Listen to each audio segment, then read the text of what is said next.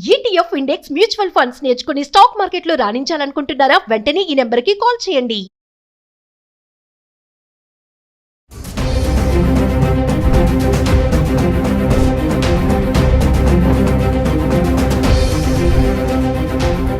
నమస్తే, welcome back to Suman TV. ప్రస్తుతం మనతో పాటున్నారు consumers affairs committee chairman మందరి Krishna Reddy గారు. నమస్తే సార్. నమస్తే మేడం. సార్, బంగారం ధరల గురించి మాట్లాడుకుంటే ఒకసారి తగ్గుతుంది, ఒకసారి పెరుగుతున్నాయి. ఉన్నట్టుండి గంటలోని బంగారం రేటు కూడా పెరిగిపోవడం జరుగుతుంది. మరి ఇప్పుడు ఆషాఢం నడుస్తుంది సార్, మరి శ్రావణ మాసం వస్తుంది. శ్రావణ మాసం టైంలో బాగా డిమాండ్ ఉంటుందని కొంతమంది చెప్తున్నారు. అసలు ఈ హెచ్చు తగ్గులకి కారణాలు ఏంటంటారు? అసలు అంటే బంగారం ధర హెచ్చుతగ్గులకి ఒక కారణం అంటూ చెప్పడం చాలా కష్టం. ప్రపంచవ్యాప్తంగా జరిగే ఏ సంఘటన అయినా బంగారం మీద ప్రభావం చూపించే అవకాశాలు ఉంటాయి. ఇప్పుడు ముఖ్యంగా ట్రంప్ నిర్ణయాలు మొన్నటిదాకా ఈ దేశాన్ని తగ్గిస్తాను, ఆ దేశాన్ని తగ్గిస్తానని చెప్పిన వాడు నిన్న ఒకేసారి అలా కోపం వచ్చేసి బ్రిక్స్ సంబంధించిన సమావేశాల్లో వాళ్ళు బ్రిక్స్ కరెన్సీని తీసుకొస్తామని చెప్పి నిన్న ఒక నిర్ణయం తీసుకున్నారు.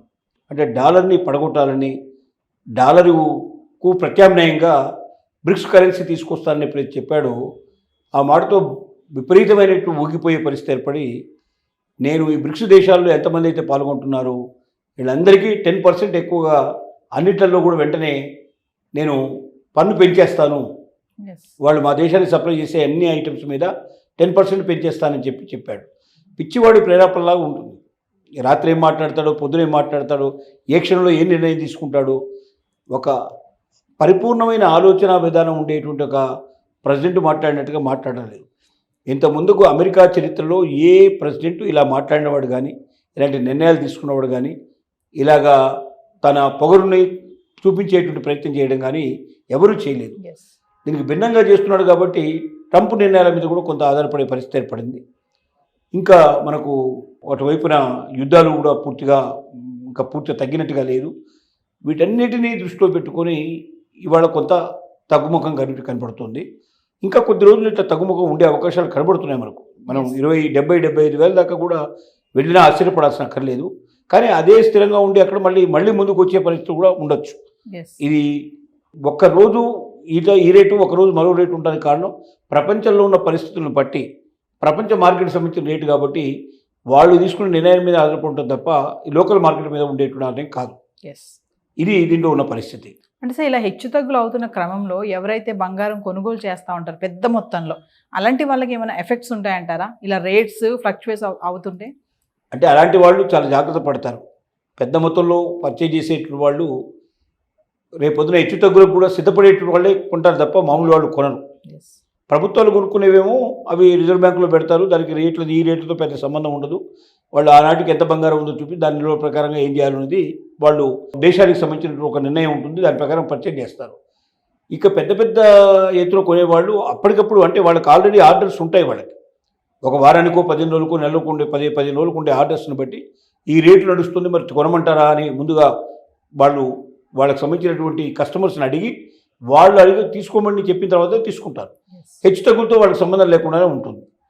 ఇంకా పెద్ద రిస్క్ తీసుకునే వాళ్ళు పెద్ద వ్యాపారస్తులు ఏంటంటే ఒకరోజు తగ్గుతుంది, ఒక రోజు పెరుగుతుంది. పెరిగినప్పుడు వాళ్ళకి కొంత వస్తుంది, తగ్గినప్పుడు కొంత పోతుంది.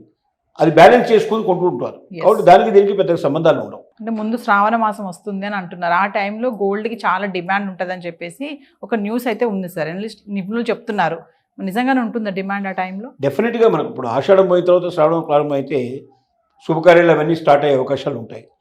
శుభకార్యాలు ఎప్పుడైతే స్టార్ట్ అయ్యాయో ఆటోమేటిక్గా డిమాండ్ పెరిగే అవకాశాలు ఉంటాయి.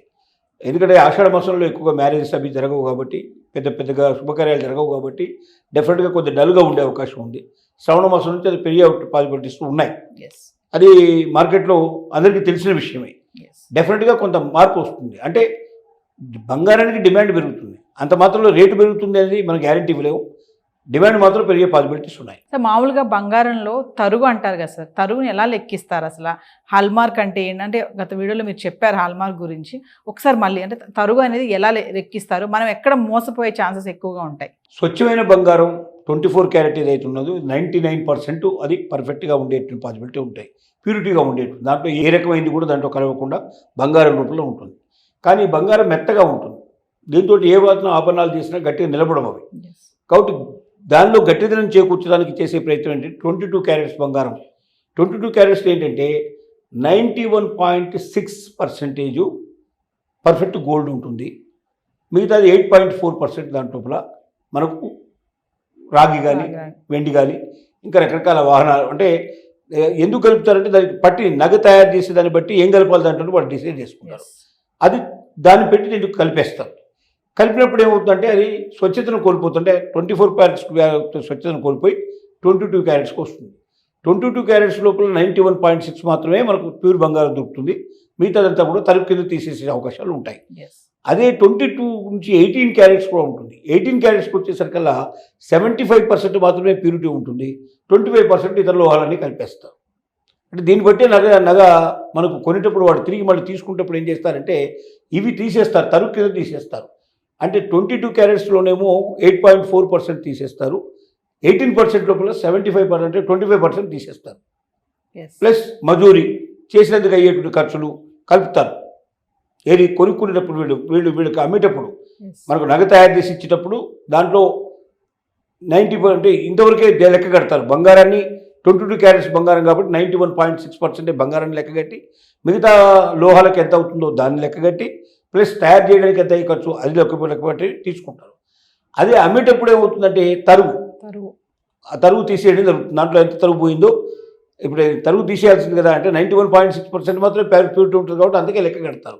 మిగతా తరుగు కింద తీసేస్తారు. అలాగే మజూరీ దానికి ఉండదు కాబట్టి అమ్మేటప్పుడు ఒక రకమైన పద్ధతి, కొనేటప్పుడు ఇంకో రకమైన పద్ధతి ఉంటుంది. ఈ రకంగా చేస్తారు. సో మామూలుగా నగలు తయారు చేయించుకోవడం మంచిది అంటారా, రెడీమేడ్గా కొనుక్కుంటే? అంటే కస్టమర్కి ఇక్కడ ఎక్కడ ఎక్కువ లాస్ ఉంటుంది అంటారు? అంటే కొంతమందికి నమ్మకం ఉండదు. కొంతమంది ఏం చేస్తారంటే తన ఎప్పుడు తయారు చేయించే దగ్గరే చేయించడం అనేది ఒక ట్రెడిషనల్ పద్ధతిలో తయారు చేస్తారు. వాళ్ళ మీద నమ్మకాలు 100% వీళ్ళకు ఉంటాయి. అంటే గోల్డ్ కరెక్ట్గా ఉంటుంది, దాంట్లో అన్ని రకాల పర్ఫెక్ట్గా తయారు చేస్తారు, నమ్మకంతో చేస్తారు.